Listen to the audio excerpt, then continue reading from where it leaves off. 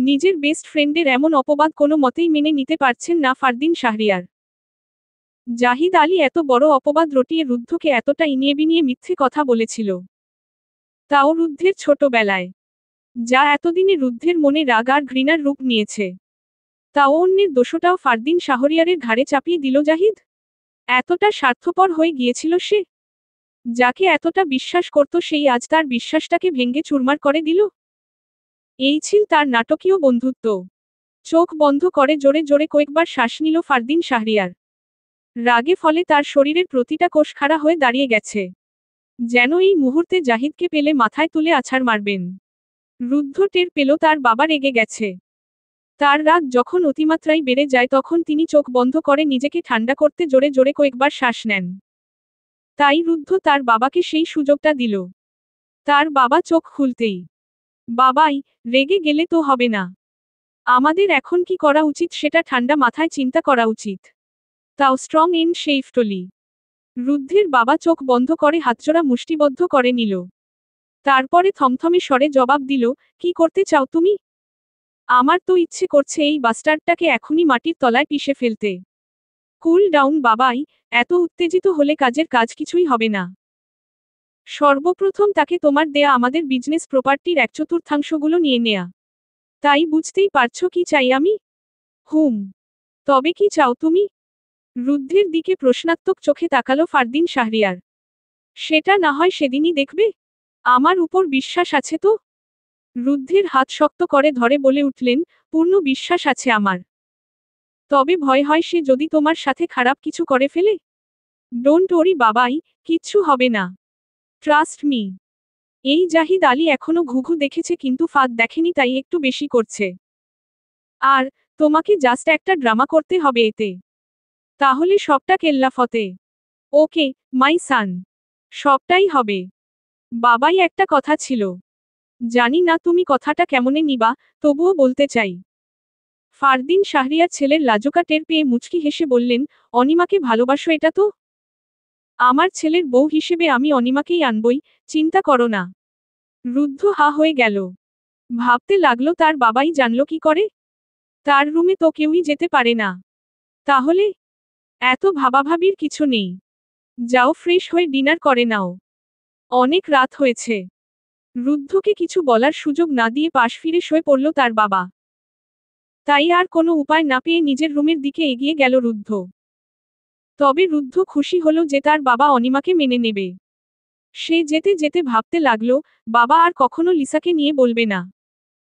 কারণ একদিকে সে জাহিদ আলীর মেয়ে, অন্যদিকে এই মেয়েটা দারুণ অসহ্যকর।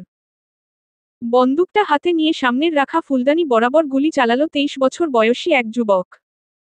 এই দিনে সে না চাইতেও তার রাগ প্রচুর পরিমাণে বেড়ে যায়। কারণ আজ তার বাবা মায়ের 12তম মৃত্যুবার্ষিকী। এই দিনই তার বাবা মাকে হত্যা করা হয়েছিল, তাও পরিকল্পিতভাবে। সে এই দিনটাকে স্মরণ করে হত্যাকারীদের মৃত্যুর পরিকল্পনায়। আজ 5টি বছর ধরে সে খুঁজে চলছে এই কালপ্রিটদের। তবে পেয়েও গেছে। এখন শুধুই সুযোগের সদ্ব্যবহার করতে পারলেই হলো। তার ভাবনার মাঝে ছেদ পড়ল যখন ফোনটা হঠাৎ বেজে উঠল। সেদিকে চোখ বুলাতেই ঠোঁটের কোণে বাঁকা হাসিটা ফুটে উঠল। ফোন রিসিভ করে ছেলেটা বলে উঠল, সবটা ঠিক তো? হ্যাঁ, তবে তুই ঠিক আছিস তো? ফাইন। তুই কখন আসবি বললি না যে? সন্ধেবেলা আসছি। বাবার ব্যাপারেও কথা আছে। সাথে এই জাহিদ আলীর ব্যাপারেও। তাকেও তো সরাতে হবে তাই না? ওকে, তাহলে সন্ধেবেলা দেখা হচ্ছে। হুম। বলে মোবাইলটা রেখে দিল ছেলেটা। অবশেষে আস্তে আস্তে তার ফাঁদে সকলে ধরা দিচ্ছে বলেই বিকট কণ্ঠ হাসি দিল সে। আলস্যের চাদর অবমুক্ত করে কুয়াশার ধূম্রজাল চিরে পূব আকাশে সূর্য নিজেকে জানান দেওয়ার কাজে ব্যস্ত হয়ে ওঠে। কোমল সূর্যরশ্মিতে ঘাসের ডগায় জমে থাকা শিশির বিন্দুগুলো মুক্তদানার মতো ঝলমল করে। গাছের পাতা থেকে শিশির ঝরে পড়ার টুকটাক শব্দ আর পাখিদের কলরব আন্দোলিত করে জীবনযাত্রাকে। শীতের সকালের মিষ্টি রৌদ্রের আলো এসে পড়ল ঘুমন্ত রমণীর মুখে। চোখ খুলে তাকিয়ে দেখল চারিপাশটা এখনো কুয়াশায় আবৃত। গতরাতে ঘুমাতে বড্ড দেরি হয়েছিল অনিমার। তাই উঠতেও দেরি হয়ে গেল। তবে অবাক হলো আজ 8টা বাজতে চলল অথচ কেউ তাকে ডাকেও নি। ব্যাপারটা বেশ ভাবালো অনিমাকে। অন্যদিন হলে হয়তো এতক্ষণ তার বড়মামির ঝাড়ি খেতে হতো, কিন্তু আজ না, দেখতে হয় ব্যাপারটা। ফ্রেশ হয়ে এসে নিচে যাওয়ার জন্য এগিয়ে যেতেই কারো ক্রন্দনরত শব্দ এসে কানে বাজল অনিমার। কে কাঁদছে এত সকালে? আওয়াজটা ঠিক নিচ থেকেই আসছে। দ্রুত পা চালিয়ে নিচে চলে এলো অনিমা। ড্রয়িং রুমে এসে দেখল সকলে গোল বেঁধে কিছু একটা দেখছে। আর ভিতর থেকে কলি বেগমের কান্নার শব্দটাই ভেসে আসছে। কি হলো দেখতে গিয়েই আঁতকে উঠল অনিমা। তুর্জনের বডি পড়ে আছে নিচে, তাও রক্তাক্ত অবস্থায়। মুখটা ঠিকমতো চেনাও যাচ্ছে না। ভয়ে কেউ তার পাশেই ঘেঁষছে না। অনিমার মনে হলো তুর্জনের বাহাত কিছুটা নড়ছে। সে দ্রুত কলি বেগমকে সরিয়ে তার পালস চেক করতেই চমকে উঠল। কেননা তুর্জন এখনো জীবিত। চিৎকার করে বলে উঠল, মামু, মেজদা জীবিত। তাড়াতাড়ি হাসপাতালে নিয়ে চলুন। সকলে এতক্ষণ পাথর হয়ে দাঁড়িয়ে থাকলেও অনিমার কথায় যেন প্রত্যেকের টনক নড়ল। তুরন দ্রুত ড্রাইভারকে গাড়ি বের করতে বলে তুর্জনকে পাজাকোলা করে তুলে নিল। দ্রুত গাড়িতে বসিয়ে হাসপাতালের উদ্দেশ্যে রওনা হয়ে গেল। তুর্জনকে নিয়ে সকলে গেলেও তুরনের স্ত্রী ফারিহা, অনিমা আর আসমা বেগম থেকে যায়। রান্না করার সময় হঠাৎ অনিমা বলে উঠল, ফারুপু, আমার না খুব ভয় হচ্ছে মেজদার জন্য। আল্লাহ যেন সবটাই ঠিক করে দেন। মেজদাকে যেন সুস্থ করে দেন। ফারিহা অবাক চোখে তাকালো অনিমার দিকে। এই মেয়েকে এত অপমান করা সত্ত্বেও সে কিনা তুর্জনের সুস্থতা কামনা করছে। কিচ্ছু হবে না, তুই নিজের কাজ কর। বাকিটা ডক্টরে সামলাবে। আমার না মাঝে মাঝে মনে হয় তুই কিসে তৈরি, বুঝলি? কেন হঠাৎ এই কথা বলছো যে? এমনি, চল, রান্না তো শেষ। ফ্রেশ হয়ে নি। তুরন আসবে আবার খাবার নিতে। ছোট মা দিবে খাবার ওকে। অনিমা ফারিহাকে জড়িয়ে ধরে বলে উঠল, হুম, দেখবে সবটা ঠিক হয়ে যাবে। হুম। যে যার রুমে ফ্রেশ হতে চলে আসলো। অনিমা রুমে আসতেই তার মোবাইলে ঠিক একই নম্বর থেকে আবারও মেসেজ আসলো। চমকে উঠল সে। এবার সে মেসেজ না পড়ে সাথে সাথেই সেই নম্বরটাতে কল করল। কিন্তু বরাবরের মতন এবারেও ফলাফল শূন্য। কারণ সেই নম্বরটা বন্ধ। কি সে সেটার কোনো সন্ধানই পাচ্ছে না অনিমা। হঠাৎ পিছনে কারো গরম নিঃশ্বাস পড়তেই ভয়ে জমে গেল সে। কিন্তু এই ভরদুপুরে আবার কে এলো তার রুমে? তাও বলা নেই কওয়া নেই। ভয়ে নিজের জামা খামছে ধরল সে। ধুকপুকিয়ে কাঁপছে সে। শীতের মাঝেও কপাল বেয়ে ঘাম গড়িয়ে পড়ছে ভয়ে। সাহস নিয়ে সেদিকে ঘাড় ঘুরিয়ে তাকাতেই অন্তরাত্মা যায় যায় অবস্থা তার। কারণ পিছনে দাঁড়িয়ে আছে স্বয়ং। কে আপনি? মুখে মাস্কে ঢাকা থাকার কারণে আগন্তুক লোকটাকে চিনতে পারল না অনিমা। তাই ভয় চোখমুখ খিচে প্রশ্ন ছুড়ে মারল আগন্তুক লোকটির দিকে। কিন্তু এতে যেন তার বিন্দুমাত্রই হেলদোল নেই। সে একধনেই অনিমার দিকে তাকিয়ে আছে। যেন হাজার বছরের তৃষ্ণা মিটিয়ে নিচ্ছে একেবারেই এক দেখাতে। কিন্তু তার রেসপন্স না দেখেই আবারও পাল্টা প্রশ্ন করল অনিমা। কে আপনি? এখানে এলেন কি করে? অনিমার বারবার এমন প্রশ্নে বিরক্ত হয়ে আগন্তুক ব্যক্তিটি বলে উঠল, এত প্রশ্ন কেন করো অনুপাখি? আমার কাজটা আমায় করতে দাও না। চমকে উঠল অনিমা। ভাবতে লাগলো, এই সে সাইকো নয় তো? যে প্রতিদিন মেসেজ দেয়। তুর্জনকে যে মেরে তার এমন হাল করল এই সেই ব্যক্তি নয় তো? না হতে এটা সম্ভব নয়, এই সে হতে পারেই না। কারণ সে ডাকে ফুলপরি বলে, কিন্তু এই লোকটা তাকে অনুপাখি বলে ডাকছে, যেটা তাকে তার ফারুপু মানে তুরনের স্ত্রী ফারিহা ডাকে। তাহলে কি ফারুপুর সাথে এই লোকটির কোনো যোগসূত্র আছে? না, তা হবে কেন? কিন্তু কে এই লোক? কেন সে এখানে এসেছে? বারবার তার ছোট্ট মস্তিষ্কে এসব প্রশ্ন ঘুরপাক খাচ্ছে। জমে গেল অনিমা। ভয় মুখ দিয়ে কোনো কথাই বের হচ্ছে না। সে যে চিৎকার করবে তারও শক্তি লোপ পেয়েছে অনেক আগেই। ভয় বারবার কথাগুলো তালগোল পাকিয়ে আসছে তার। সাথে থরথর করে কাঁপছে সে। অনিমার মনের এমন অবস্থা বুঝতে বিন্দুমাত্র অসুবিধা হলো না আগন্তুকটির। মুচকি হেসে এক ধাপ এগিয়ে এলেও অনিমা ঠিক একই জায়গায় স্থির হয়ে রইল। যেন সে এই দুনিয়াতেই নেই। কিন্তু যখন সে অনিমাকে আলতো করে ধরল ঠিক সেই সময় ঘটল দুর্ঘটনা।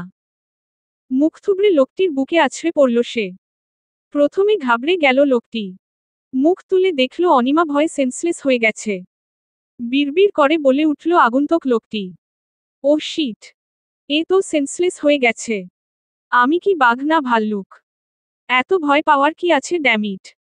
নিজের পরিচয়টা দিলে হয়তো সে এতটা ভয় পেত না। না না, নিজের পরিচয়টা এত সহজে দেয়া যাবে না। সামান্য ব্যাপারেই সেন্সলেস। তাহলে সামনে যেগুলো হবে সেগুলো সামলাতে পারবে কি করে? Stupid girl. তাড়াতাড়ি পালস চেক করে দেখল সে, ভয়ের কোনো কারণ নেই। কিছুক্ষণের মধ্যেই জ্ঞান ফিরে আসবে। ফোন বের করে কাউকে ফোন করল। আপুই, ও সেন্সলেস হয়ে গেছে। তুমি যথাসম্ভব তাড়াতাড়ি রুমে এসো। ওপাশ থেকে বলে ওঠল, কি করে সেন্সলেস হলো ওহা?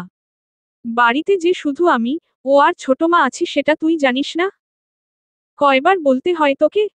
লোকটি আবারও বলল, ডোন্ট প্যানিক, আমি ওর পালস চেক করেছি। সে আমাকে দেখে ভয়ে সেন্সলেস হয়ে গেছে। অল্পক্ষণের মাঝেই জ্ঞান ফিরবে।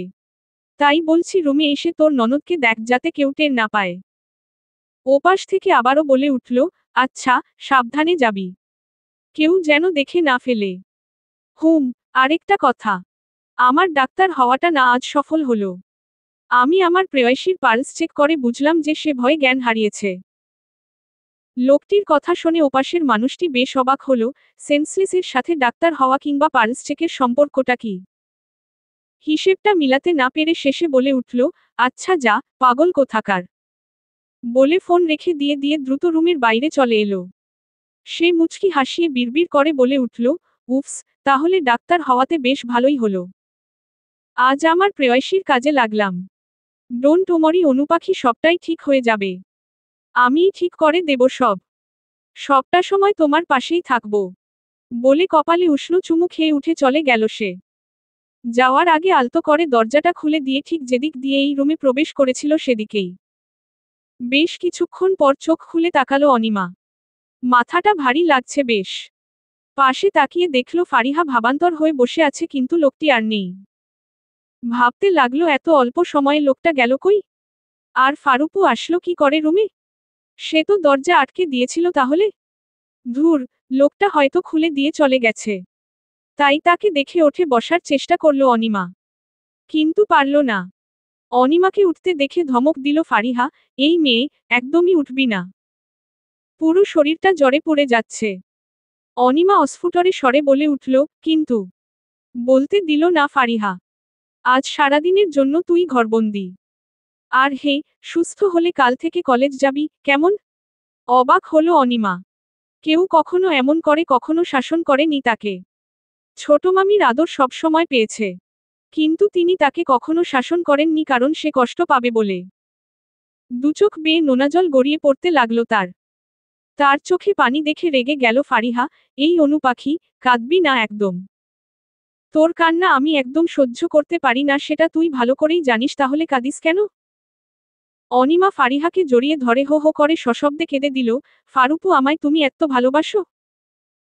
মসো প্রাউড অফ মি, কজ কেউ আমায় ভালোবাসে। ফারিহা তাকে বুকে জড়িয়ে নিল, পাগলি মেয়ে, তুই আমার ছোট্ট বোনের মতন। তাই তোর প্রতি আমার ভালোবাসা থাকবে এটা স্বাভাবিক নয় কি? এখন ফ্রেশ হবি চল। আরেকটা কথা, আজ থেকে তোর বিষয়দয় কালো অতীতটার কথা একদমই মাথায় আনবি না কেমন? মনে রাখবি সেটা কেবল একটা ভয়ঙ্কর দুঃস্বপ্ন ছিল যা তোর ঘুম ভাঙ্গার সাথেই উধাও। ওকে। যা শাওয়ার নিয়ে আয়, আমি তোর জন্য খাবারগুলো এখানে আনছি। বলে অনিমার দিকে এক পলক তাকিয়ে চলে গেল সে। ফারিহার যাওয়ার দিকে অবাক হয়ে তাকিয়ে রইল অনিমা। কত সুন্দর করে তাকে বুঝিয়ে দিল সে। মাথাটা হালকা উপর নিচ করল অনি। যার মানে সে কখনো এই বিষয়দয় অতীতটার কথা মাথায় আনবেও না। তবে ভাবতে লাগলো, ফারুপু আমায় জিজ্ঞেস করলো না কেন আমি কি করে সেন্সলেস হয়ে গেছি? ধুর, কি সব হাবিজাবি ভাবছি আমি। হয়তো আবারও ভয় পাবো বলে জিজ্ঞেস করেনি। তাই সে আস্তে আস্তে ওয়াশরুমে চলে গেল ফ্রেশ হতে। বারবার কল দিচ্ছিস কেন রে ভাই? একটা কাজে গেলাম সেটাও বুঝবি না তুই? হাতাটা ফোল্ড করতে করতে বলে উঠল রুদ্ধ। তা কোথায় ছিলি এতক্ষণ তুই? আর তোর মোবাইলটা বারবার বিজি দেখাচ্ছে কেন? বাবাই কল দিছে তাই হয়তো। তোর বাবা কি তোর প্রেমিকা? দোস্ত, তুই আমারে কি বোকা বানাতে চাস? তা কাজ কি কিছু হলো? ভ্রু কুচকে জিজ্ঞেস করল রুদ্ধ, কি কাজ? ওই যে অনির ব্যাপারে। বাই দা রাস্তা, তন্নির ব্যাপারটা আমার না বেশ রোমাঞ্চিত করে ভাই। রুদ্ধের বেশ রাগ হলো এই কথাটা। রুদ্ধ চোখ ছোট করে বলে উঠল, অহন তুই আমায় সত্যি করে বলতো তন্নিকে কি তুই ভালোবাসিস? না অন্য কিছু? সে তোর মামাতো বোন হয়। আর অনিমার ব্যাপারে কিচ্ছু কি হবে? মামাতো বোন বলে কি বিয়ে করা যায় না? এটাও সত্য যে আমি তন্নিকে চাই। আমার নিজের করেই চাই। Cause I feel love about her. খুশি মনে জবাব দিল রুদ্ধ, okay that's so good, I'm so happy. আচ্ছা অনির কাছে জানা ভাই। জানিস না তোর বোনের প্রতি কতটা অন্যায় হয় তোর মামাবাড়িতে?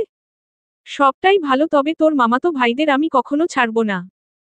মামাতো ভাইদের কথা শুনে রেগে গেল অহন, তুই কি ভেবেছিস তুই বাই চান্স তুই তাদের ছাড়তে পারিস, কিন্তু আমার ছোট্ট বোনটার মন নিয়ে ছিনিমিনি খেলার শোধ আমি সুধে আসলে পূরণ করে দেব।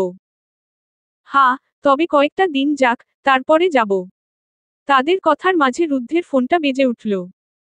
ফোন রিসিভ করতেই ওপাশ থেকে যা শুনল তাতেই হাতের ফোনটা পড়ে গেল তার। ধপাস করে অহনের পাশে বসে পড়ল সে। অহন রুদ্ধের ফোন হাতে নিয়ে কানের কাছে নিতেই সেও ঠিক একই কথা শুনল। কথাটা শোনা মাত্রই নিস্তব্ধ হয়ে গেল সে। কি হয়েছে তন্নির? বল না ভাই। অস্থির হয়ে গেল অহন। রুদ্ধ নিজেই বিচলিত। এমন ঘটনা সচরাচর হয়নি কখনো তাই হয়তো। তন্নি তো তুর্জনের সাথে হাসপাতালে গিয়েছিল। তাহলে কিডন্যাপাররা তাকে কিডন্যাপ করল কেমনে? নিজের কাছেই বারবার এমন প্রশ্ন করে যাচ্ছে রুদ্ধ। তবে কিছু একটা ভেবে বলল, অহন, ভাই আমার শান্ত হ। কিচ্ছু হবে না তন্নির।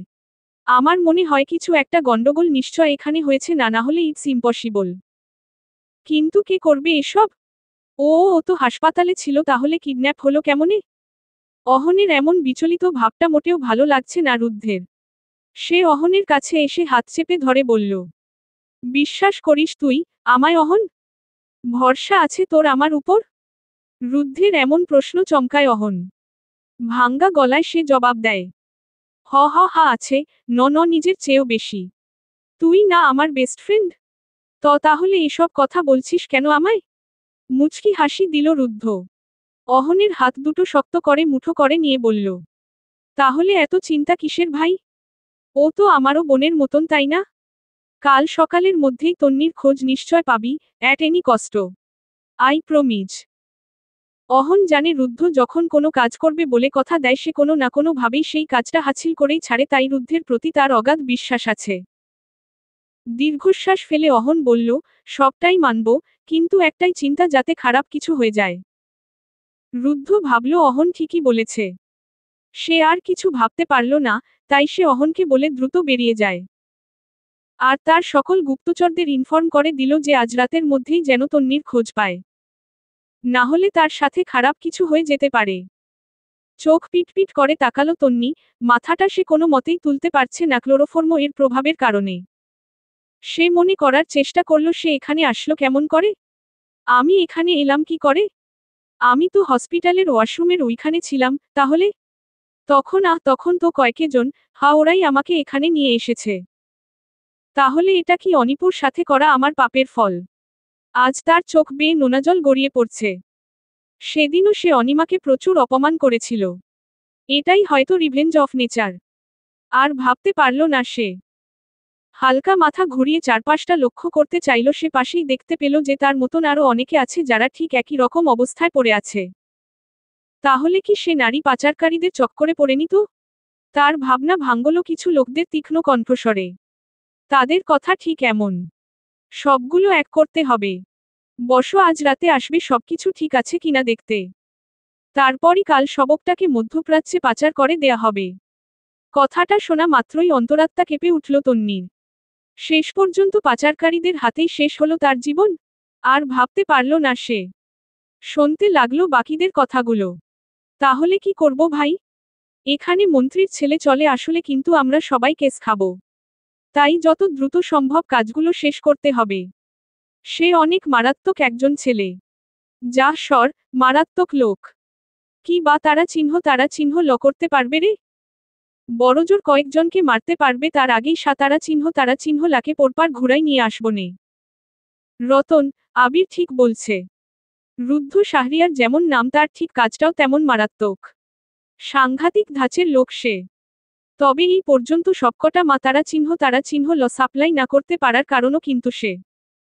তুই নতুন তাই কিছুই জানোস না। তাই ওকে নিয়েই আমার যত ভয়। এইবার এই পাচারের টাকার পরিমাণও কিন্তু অনেক বেশি, তাই টেনশনটা একটু বেশি। রতন এবার যেন আশার আলো পেয়ে গেল। সমর ভাই কখনো মিথ্যা বলে না। তাহলে কি এই সমররাই তার বোনকে পাচার করে দিতে চেয়েছিল গত বছর? যেখানে মন্ত্রীর ছেলে তাদের সাহায্য করেছে এই পাচারটাকে ঠেকাতে। এই সমরই কি সে লোকগুলো যাদের কাছ থেকে সে এতদিন প্রতিশোধ নিতে ঘুরছিল? তাহলে কি সে মন্ত্রীর ছেলেকে সাহায্য করবে? দ্বিধাদ্বন্দ্বে পড়ে গেল সে। এই পাচারে যে অর্থ সে পাবে তাতে তার মায়ের চিকিৎসার খরচ হয়ে যাবে, সাথে বোনের বিয়েরও। কিন্তু পাচারটা না আটকালে সে কখনোই নিজেকে ক্ষমা করতে পারবে না। তাকে ভাবান্তর হতে দেখে আবির বলে উঠল, কি ভাই, ভয় পেয়ে গেলি নাকি? টেনশন নিস না বেটা, আজকে সবকাজ একদম আরামসে হয়ে যাবে। তুই টাকাগুলো পাইয়া যাবি, বুঝছস? মাথা নাড়িয়ে জবাব দিল রতন। আরে না, তেমন কিছু না। চল সিগারেট খামু, নেশা হচ্ছে, বলে রতন চলে গেল। সে জানে আবির খাবে না এখন, তাই সে বুদ্ধি করেই চলে গেল। তাকে যত দ্রুত সম্ভব মন্ত্রীর ছেলে মানে রুদ্ধের নম্বর সংগ্রহ করে খবর দিতে হবে। না হলে অনেকগুলো মেয়ের জীবন নষ্ট হয়ে যাবে। দরকার হলে তার মায়ের চিকিৎসা খরচ সে নিজের কিডনি বিক্রি করে চালাবে, তাতেও সে শান্ত পাবে। ফারুপু, এসব কেমনে হলো? তন্নির কিছু হবে না তো? সে কেমনে কিডন্যাপ হলো? ফারিহাকে জড়িয়ে ধরে একনাগাড়ে কথাগুলো বলে থামল অনিমা। তার পাশে সমানে বিলাপ করে যাচ্ছেন তার ছোট মামি আসমা বেগম। তার একমাত্র সন্তান তন্নি। কি হয়ে গেল মেয়েটার? অনিমা, আমার মেয়েটার কিচ্ছু হবে না তো? আমি যে আর মানতে পারছি না। তন্নির কিছু হয়ে গেলে আমি কি নিয়ে বাঁচব বল না মা? অনিমা এসে তার ছোট মামিকে জড়িয়ে ধরে কান্না করে দিল। হাজার হোক তন্নি তার মামাতো বোন হয়। ফারিহাও এক প্রকার নিস্তব্ধ হয়ে গেল। তার মনে চলছে অন্য চিন্তা। মাথাটা এক প্রকার ফাঁকা লাগছে তার। কি হচ্ছে এসব? কি করবে সে? তার বাবাও তো অসুস্থ, না হলে সে নিজেই তার বাবাকে বলে সবকিছুর খোঁজ নিত। ছোট মা, অনু দেখো, তোমরা কান্না করো না। এমন কেউ আছে যে এগুলো করাচ্ছে, তাও আমাদের সকলের অগোচরে। নিশ্চয় এই পরিবারের কোনে শত্রু। যেমন তেমনও নয়, একেবারে জাতশত্রু। তোমরা শান্ত হও, দেখবে আল্লাহর রহমতে সবকিছু ঠিক হয়ে যাবে। কিন্তু যে ছিল জাতশত্রু সে তো অনেক আগেই সুইসাইড করেছিল, আজ থেকে 17 বছর আগে।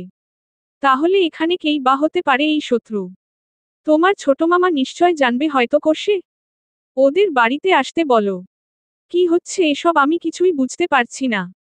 কাল তুর্জন তো আজ আমার মেয়ে। কি চাই তারা?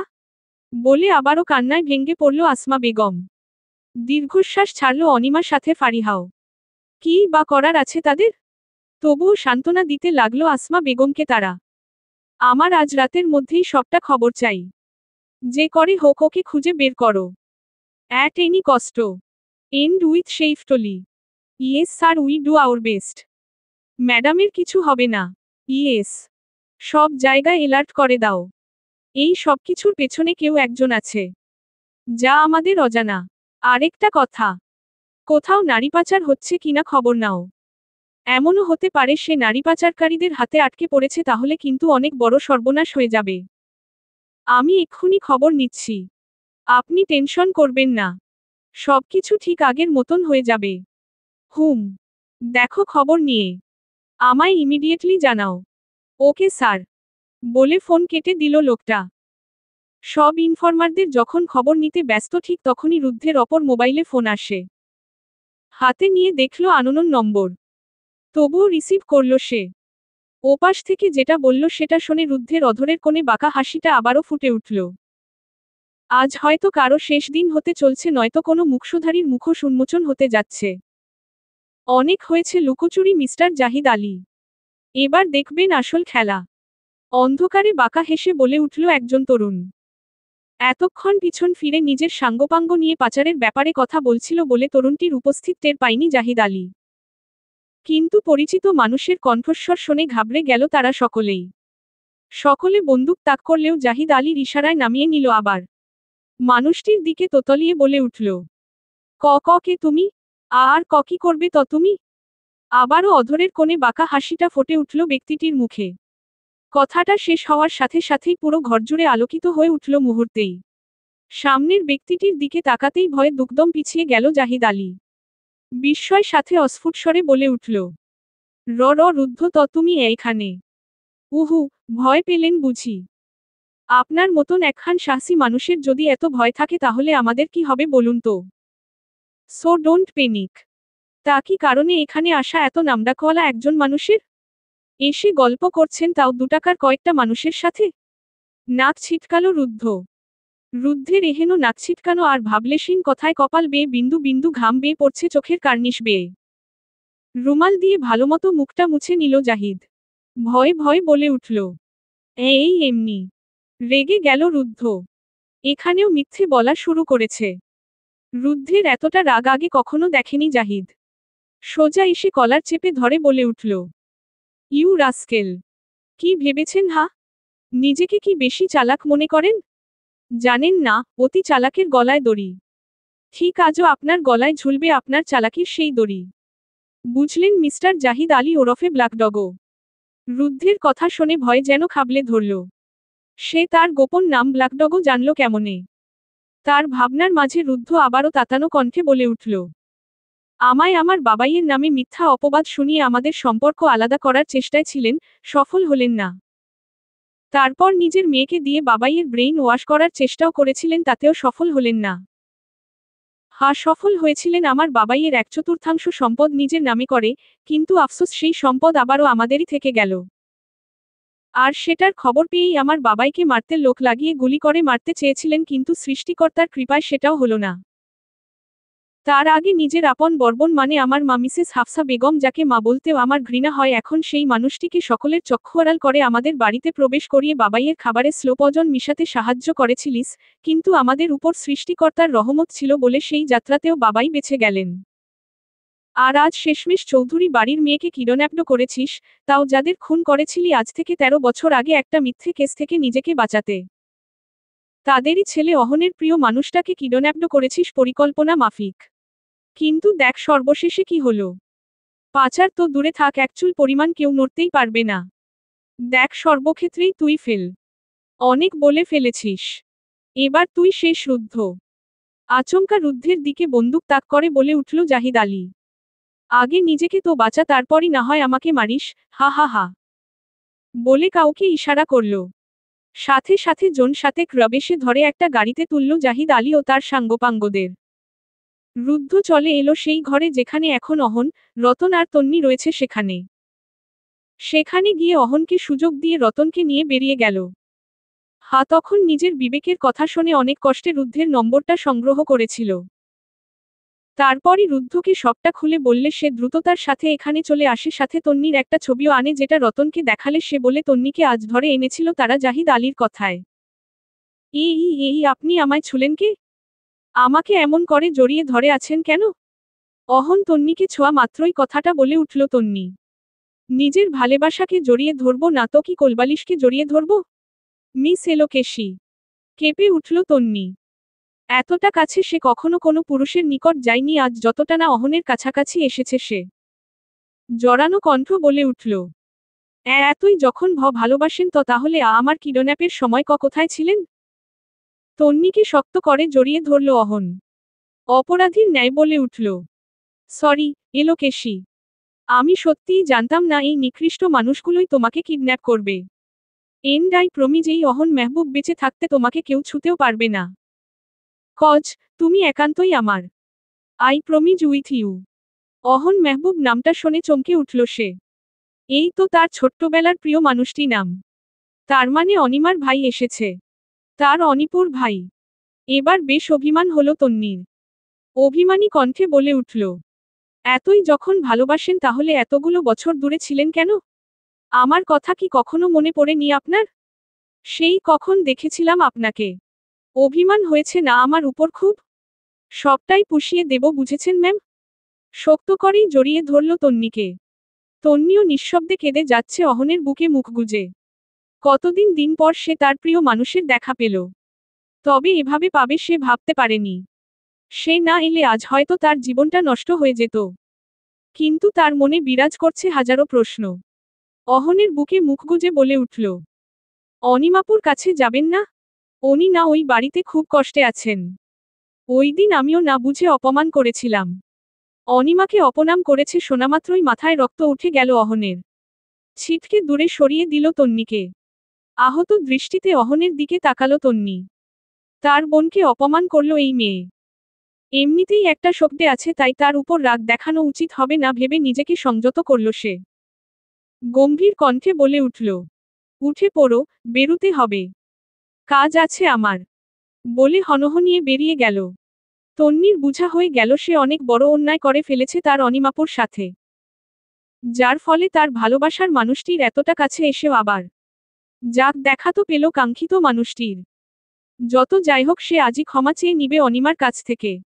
সেও দ্রুত বেরিয়ে গেল অহনের পিছু পিছু। নিস্তব্ধতায় চেয়ে আছে পুরো চৌধুরী ম্যানশন। কারো মুখে কোনো হাসি নেই। পুরো বাড়ি জুড়েই চেয়ে আছে নিস্তব্ধ নীরবতা। সকলে বারান্দায় বসে তন্নির চিন্তায় নিমগ্ন। শুধুমাত্র কলি বেগম ছাড়া। তার মাথাটা বেশ ধরেছে বিকেল থেকে, তাই সে রেস্ট নিচ্ছে। এদিকে তুর্জনের শরীর এখন বেশ সুস্থ থাকলেও হাড়ে হাড়ে বেশ ব্যথা অনুভব হচ্ছে। শীতের সময় তাই এই ব্যথাগুলোও বেশ গাঢ় হচ্ছে। তবে তাকে ভাবাচ্ছে এই বিষয়টা যে, তার বোনকে কে কিডন্যাপ করল? কেনই বা করল? তাহলে কি তার হাল যে করেছে সেই কি এই জঘন্য কাজটা করেছে? কিন্তু সেই তো এই কাজ করবে না। তাহলে? হঠাৎ সকলের ধ্যান ভাঙল গাড়ির আওয়াজে। চমকে উঠল সকলে। কিন্তু এত রাতে কে এলো? ইনকিয়াত আনাস চৌধুরী সকলের দিকে একবার তাকালো। সকলের মুখে আতঙ্কের ছাপ। হয়তো সকলে মনে মনে ভাবছে অন্তত পক্ষে খারাপ কিছু যেন না হোক। সকলে এগিয়ে গেল সদর দরজার দিকে। সাথে অনিমাও আছে। সে আসতে চায়নি, ফারিহা জোর করেই এনেছে। তুরন এগিয়ে গিয়ে দরজা খুলে দিল। সামনে অহন, তন্নি আর রুদ্ধকে দেখে চমকে গেল। অহনকে চিনলেও রুদ্ধকে কেউ চিনে না শুধুমাত্র ইনকিয়াত আনাস ছাড়া। বিশেষ করে অহনকে দেখে সকলে অবাক হল।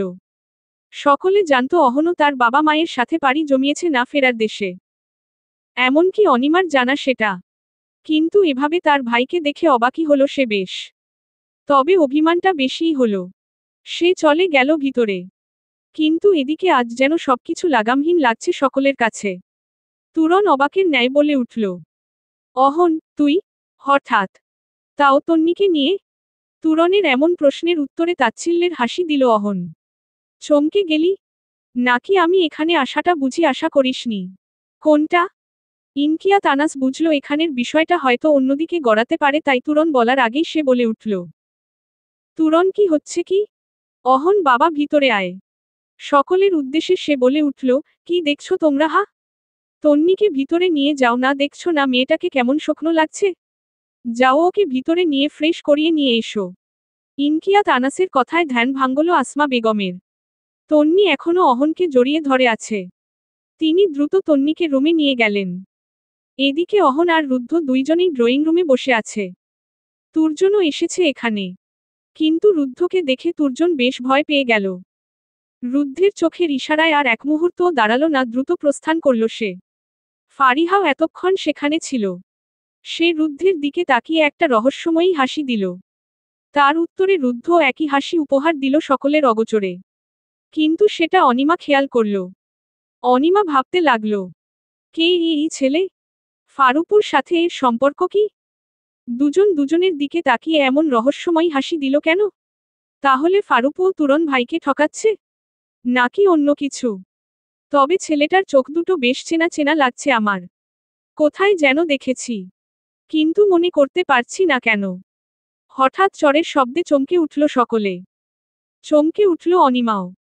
সকলের দৃষ্টি গেল রান্নাঘরের দরজায়। কারণ কলি বেগম অনিমাকে চর মেরে তার মা বাবা নিয়ে সেখানে দাঁড়িয়ে অসহ্য পরিমাণ গালাগালি করছে।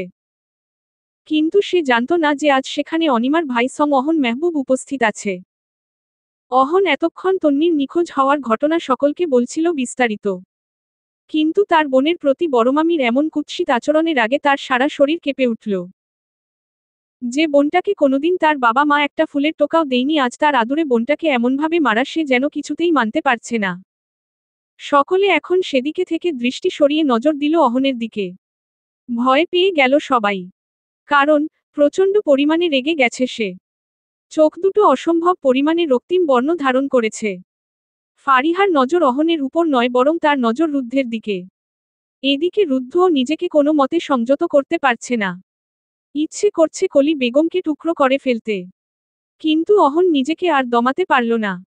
সশব্দে চিৎকার করে উঠল সে। তার চিৎকারের পুরো চৌধুরী বাড়ি কেঁপে উঠল। Enough is enough. মিসেস কলি চৌধুরী, কি পেয়েছেনটা কি? এই পরিবারের বড় বউ বলে নিজের যাই ইচ্ছা তাই করবেন আপনি? নিজের অবস্থানটা এখন কোথায় আপনার সেটা যাচাই করেছেন? আমার আদরের বোনকে মারার সাহস কে দিয়েছে আপনাকে? Answer me, damn it! বলে সজোরে আঘাত করল সামনের কাচের টেবিলটাতে। ভেঙ্গে টুকরো টুকরো হয়ে গেল সেটা। অহনের এমন রাগ কারো কখনো জানা ছিল না। হাত কেটে রক্ত বের হচ্ছে প্রচুর পরিমাণে। কলি বেগম ভয় পেয়ে নিজেকে গুটিয়ে নিল। অহনের এমন রাগ দেখে তার অন্তরাত্মা বেরিয়ে যাওয়ার উপক্রম। তাহলে তার প্ল্যান কি সঠিক মতন কাজ করল না? অহনের হাত থেকে রক্ত ঝরতে দেখে অনিমা আর নিজের অভিমানটাকে দমাতে পারল না। দৌড়ে তার ভাইয়ের কাছে গিয়ে উড়োনার ছিঁড়া অংশ দিয়ে হাত বেঁধে দিল অহনের হাতটা। অনেকটা রক্ত বেরিয়েছে হাত থেকে। অহনের চোখ পড়ল অনিমার পরিহিত কাপড়টার দিকে। অনেক পুরনো কাপড় পরেছে সে। রাগটা দ্বিগুণ হলো তার। এবার পরিস্থিতি সামলে নিল রুদ্ধ। অহন, কুল ডাউন। অনেক হয়েছে। আর কোনো কিছু করার দরকার নেই। ফ্রেশ হয়ে আয়। আমি বেরোবো। বলে চোখের ইশারায় আশ্বস্ত করল অহনকে, যেন এখন আর কোনো ঝামেলা না করে। সবকিছু তো সবে মাত্র শুরু হয়েছে। না রুদ্ধ, এখন আর তোর যাওয়ার প্রয়োজন নেই। আজ এখানেই থাকবি, কাল একেবারে। কিন্তু, অহন। নো মোর ওয়ার্ডস রুদ্ধ। প্লিজ দোস্ত, আজকের রাত। বলে চোখ মারল রুদ্ধকে। রুদ্ধ মুচকি হাসি দিয়ে বলে উঠল, হুম, ওকে। অনুপাখি আমার। ভাইয়ার উপর কি রাগ করেছিস? সরি রে বোন। সবকিছু সামলিয়ে আসতে লেট হয়ে গেল। এখন ভাইয়া এসে গেছি, সো নো টেনশন। বলে কলি বেগমের দিকে তাকিয়ে বলল, এবার তোকে কেউ কিছু বললে তাকে কি ছাড়বে না এই অহন মেহবুব? কারণ, অহন মেহবুবের কলিজা তুই। এখন তো সব রহস্যের সমাধান হবে। সকল অপরাধী আস্তে আস্তে ধরা পড়বে। ফুফিয়ে কেঁদে উঠল অনিমা। কতদিন পর সে একটা শান্তির স্থান পেল। তার ভাইকে আষ্টেপৃষ্ঠে জড়িয়ে ধরে ফুফিয়ে কেঁদে দিল সে। কিন্তু অন্য আরেকজন যে সহ্য করতে পারছে না তার প্রেয়সীর কান্না। সে মুখ ঘুরিয়ে অন্যদিকে ফিরে রইল। সে যে তার প্রেয়সীকে এই ক্রন্দনরত অবস্থায় কোনোভাবেই মানতে পারছে না। KHH যে BCC